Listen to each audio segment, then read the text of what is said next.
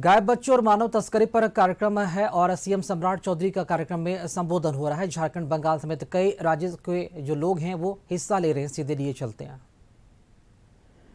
इसको हमारी सरकार ने निष्पादित भी कराया। कुछ दिनों के बाद मैंने ये महसूस किया कि कुछ लोगों ने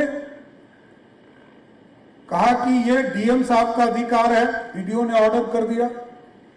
किसी ने एसडीओ ने कहा कि ये एडीएम के लेवल पर इसका निर्णय होगा और इसको ट्रांसफर कर दिया और कहा कि हमने निष्पादित कर दिया। तो मैंने फिर इसको जोड़ा। मैंने कहा कि यदि वीडियो ऑर्डर करेंगे तो उसकी समीक्षा एसडीओ करेंगे, एसडीओ ने ऑर्डर किया तो डीएम करेंगे, डीएम ने किया तो कमिश्नर करेंगे और कमिश्नर ने किया तो सेक्रेटरी करेंगे। और यदि बिहार में कहीं किसी को न्याय नहीं मिला तो दूसरे मंगलवार को मुख्यमंत्री स्वयं उसकी बात को सुनेंगे। तो मैं सुनता 129 लोगों का पिछले बार आवेदन आया और मैं आश्वस्त कर रहा हूं कि 129 में 100 लोगों को मैंने मिला, या तो वीडियो कॉन्फ्रेंसिंग पर उनसे संपर्क किया या स्वयं मिला। और आपको जानकर खुशी होगी कि एक एक व्यक्ति 100% ये सिक्योर करके गया कि हमारा काम हो गया या अगले 15 दिनों के अंदर उसको पूरा करने की गारंटी जिलाधिकारी के माध्यम से देने का काम किया। तो मेरा यह मानना है कि इस मामले में भी यहां हमारे पुलिस महानिदेशक बैठे हैं, चीफ सेक्रेटरी बैठे हैं, हमारे कई ऑफिसर्स बैठे हैं, समाज कल्याण, क्योंकि समाज के उत्थान में जो हमारी कुरीति है उसको ही ठीक करना है। और कुरीति में दो ही रास्ते हैं। एक तो जो परंपरागत कुरीति है वो चलता आ रहा है, उसको धीरे धीरे हम सामाजिक तौर पर कैसे ठीक करें। दूसरा जो मैंने शुरू में कहा, ये जो मिसिंग सब्जेक्ट है इसको सबसे ज्यादा हम लोग को फोकस करना पड़ेगा, क्योंकि पुलिस तभी शुरू होते हैं कहीं कोई गायब हुआ और गायब कराया गया, वहां से पुलिस का काम शुरू हुआ। बिहार जैसे राज्य में आज सबसे अधिक महिला पुलिस बल बिहार, पूरे देश में सबसे ज्यादा पुलिस बल बिहार में। तो मैं तो यही कहूंगा भी कि एस अनुपम जी यहाँ हैं, हमारी ऑफिसर्स लगातार इस काम को देख रही है, इसको भी पूरी तरह फोकस करना चाहिए। जबकि हमने जिले में इसके लिए विशेष तौर पर हम लोगों ने 44 जगह पर डीएसपी लगाए हैं और पूरा स्पेशल जुवेनाइल पुलिस यूनिट का भी गठन किया है। कई जगह हम लोगों ने नया सवेरा 1.0 भी चालू किया, उसके बाद दोबारा नया सवेरा 2.0 भी शुरू किया, अब तो 3 भी हम लोग 3.0 भी शुरू कर रहे हैं। तो सारे अभियान चल रहे हैं, लेकिन इसके बावजूद भी क्योंकि एक बड़ी आबादी, shortest way to become a rich man, आसान रास्ते से अमीर बनना चाहता है, तो या तो ड्रग के सेक्टर में चले जा रहे हैं, शराब के सेक्टर में चले जा रहे हैं, या आसान रास्ता बनने के लिए कोई अपराध के रास्ते पर चले जाते हैं, ये भी। लेकिन इसके बाद उसका जीवन और खराब हो जाता है, क्योंकि एक बार कोई गलती करता है तो उसका जीवन और खराब हो जाता है। तो हमको यह प्रयास करना पड़ेगा कि हम उसको न्याय कैसे दे सकते हैं। चाइल्ड वेलफेयर पुलिस ऑफिसर्स के लिए भी व्यवस्था किया गया कि हम न्याय के साथ उनके जीवन के बदलाव का प्रयास कैसे कर सकते हैं, इस पर हमको काम करना पड़ेगा। और जो मुक्ता जी ने बताया, मुक्ता गुप्ता जी ने, कि पुनर्वासित करने का काम ये सबसे महत्वपूर्ण है, स्किल्ड करना। और अब तो हम लोगों ने ये शुरुआत भी किया है कई चीजों के लिए कि कई सेक्टर में हम लोग देखते थे कि बहुत चीजों की कमी हम लोगों के पास थी। बिहार एक अनोखा राज्य है, जिस राज्य में इंजीनियरिंग कॉलेज पढ़ने के लिए 10 रुपया देना पड़ता है, पॉलिटेक्निक की पढ़ाई करने के लिए मात्र 5 रुपया देना पड़ता है, और अब तो इंटरनेशनल ब्रांड के चीजों को भी उसमें जोड़े गए स्किल के लिए। कि हमारे जो बच्चे हैं वो जर्मन सीख सके, जापानी सीख सके और इंटरनेशनल लैंग्वेजेस इस बिहार की सरजमीन पर सीखकर दुनिया के भी मार्केट में वो जाने का काम कर सकेगा। इसलिए मैं पूर्ण रूप से आपको भरोसा देता हूं, हमारी सरकार पूर्ण रूप से आपके इस अभियान में पूरा साथ देगा और डीजीपी और चीफ सेक्रेटरी लगातार इसकी मॉनिटरिंग भी कर रहे हैं और कई चीजों का रिजल्ट भी है कि एक एक महीने में लगभग 1200 से अधिक बच्चों की रिकवरी की जा रही है। तो इन चीजों को और बढ़ाने के लिए हमको जिस तरह का भी सुझाव आप लोगों के माध्यम से आएगा, हम जरूर इंश्योर करते हैं कि आपके सुझाव पर पूरी तरह बिहार सरकार काम करके बिहार के बच्चे और बिहार से जो गायब हुए लोग हैं उनको रिस्टोर करके उनको पुनर्वासित करने का भी काम लगातार करता रहेगा। इसलिए मैं तो आपको विशेष धन्यवाद देता हूं आप लोग कि बिहार के लोगों को बिहार में मैंने अभियान नहीं चलाया है कि अब कर्म भूमि से जन्मभूमि का समय आ गया और इसलिए कहा कि हमारे पास मूलभूत सुविधा पहले नहीं था।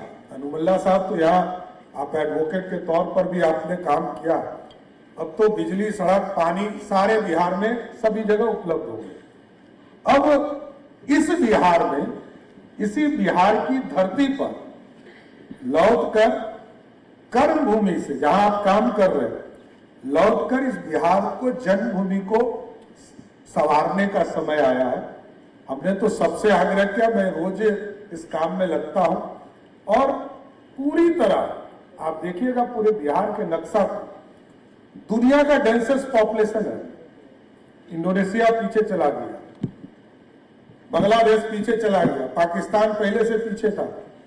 हम डेंसेस्ट पॉपुलेशन में बिहारी हैं और बिहार का भी पूरा जो क्षेत्रफल है 2 डिफरेंट पार्ट में बटा है।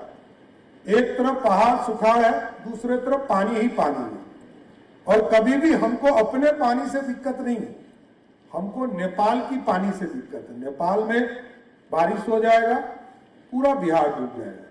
लेकिन जब नक्शा आप देखिएगा तो 4 ही बड़ी नदी है और एक नद जो साउथ बिहार में, 4 बड़ी नदियां पूरी बिहार को डिस्ट्रॉय करती हैं।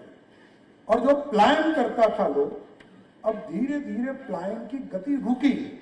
इसलिए मैं कह रहा हूं कि अभी मैं जन वितरण प्रणाली का पूरा रिकॉर्ड देख रहा था। आज के तारीख में 1 नेशन 1 राशन कार्ड के स्तर पर पूरे भारत में मात्र 6 लाख लोग ही बिहार से जाकर दूसरे जगह राशन उठा रहे हैं। इसका मतलब जो गरीब है, जो प्लान किए, वो मात्र 6 लाख के आसपास, या इसको 1.5-2 लाख आगे पीछे आप कर सकते, क्योंकि आर्थिक रूप से जो अच्छा काम कर रहा हो। अब अनिल अग्रवाल जी बाहर चले गए तो उनको मैं बाहर जाना खराब नहीं मानता, बाहर नहीं जाते तो बड़ा आदमी नहीं होते। तो कई लोग ऐसे हैं जो बाहर गए और बिहार का नाम रोशन करने का काम किया।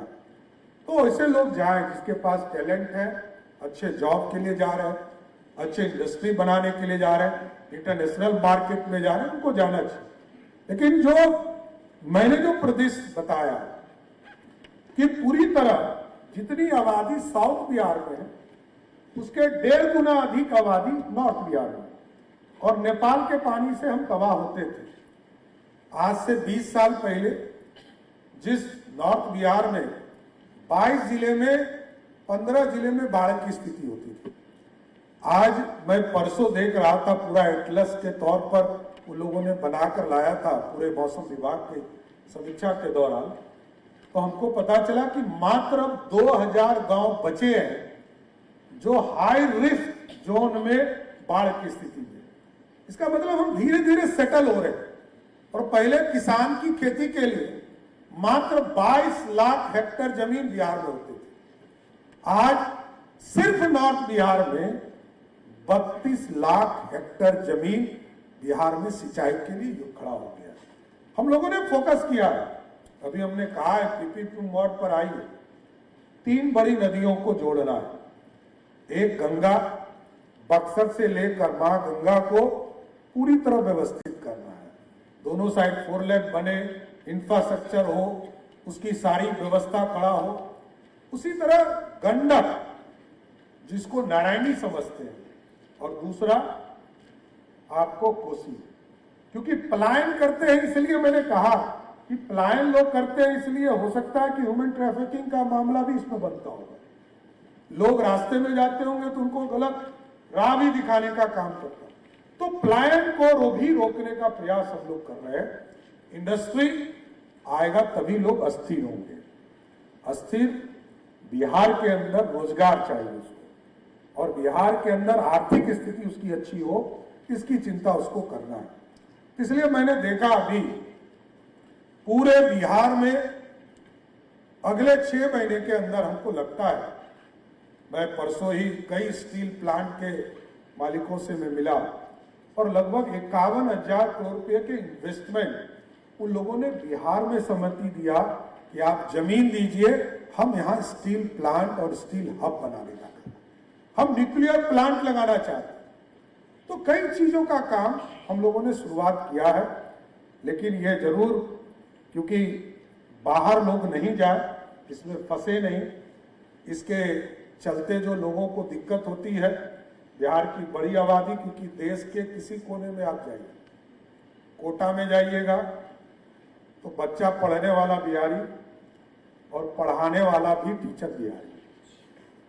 इसका मतलब दोनों फैकल्टी हमारा ही है, बच्चा भी टीचर भी।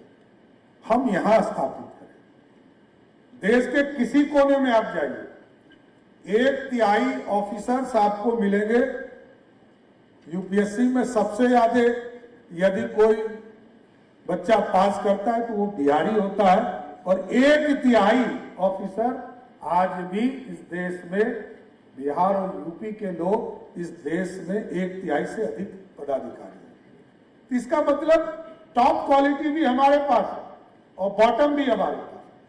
तो उसको स्किल्ड करने की जरूरत है, इसको व्यवस्थित करने की जरूरत है। इसलिए मैं जरूर आश्वस्त करता हूं सरकार की तरफ से कि बिहार जैसे 14 करोड़ आबादी वाले राज्य, जिस बिहार देश की लगभग 10% की सारी चीजों में हिस्सेदारी है, हम जरूर प्रयास करेंगे कि बिहार की समृद्धि लौटे, क्योंकि आदरणीय प्रधानमंत्री जी देश को विकसित भारत बनाना चाहते हैं, और हमारे पूर्व मुख्यमंत्री नीतीश कुमार जी कहते थे समृद्ध बिहार बनाना है। तो इन दोनों के सपनों को साकार करने में हमारी सरकार और आपके जो सपने हैं, मिसिंग चिल्ड्रन और ह्यूमन ट्रैफिकिंग, इन दोनों में जरूर आश्वस्त करता हूं कि आपको सहयोग करूंगा और बिहार के लोगों को और मजबूत बनाने का प्रयास करूंगा। बहुत बहुत धन्यवाद। कोटि कोटि आभार, धन्यवाद व्यक्त करूंगी माननीय मुख्यमंत्री महोदय को कि